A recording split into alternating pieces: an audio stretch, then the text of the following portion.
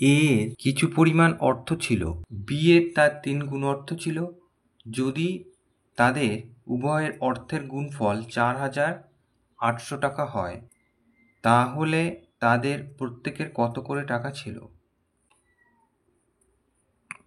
এখানে আমরা এ এর অর্থটা আমরা আগে ধরবো, তারপরে বি এর অর্থ তার সাথে 3 গুণ করলে পেয়ে যাব।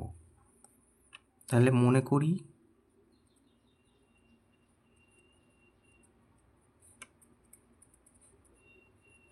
এ এর অর্থ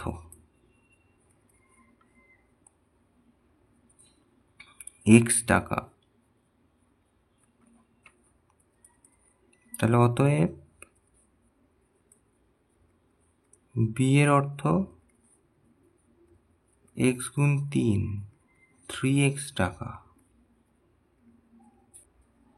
প্রশ্নানুসারে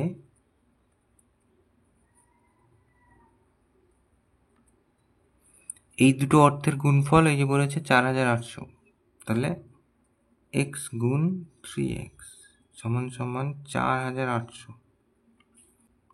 x এর মান বার করি, x স্কোয়ার, তাহলে 3x স্কোয়ার সমান সমান 4,800, বা x স্কোয়ার সমান সমান 3 এ পাশে যাচ্ছে,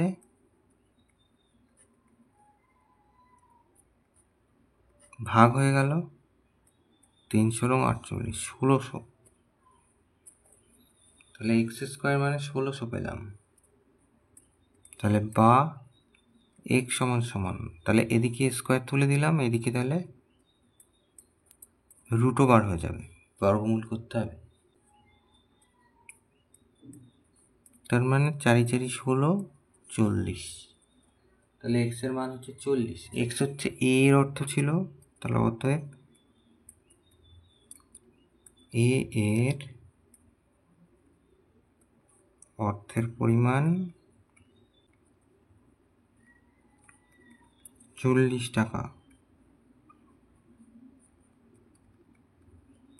আর বি এর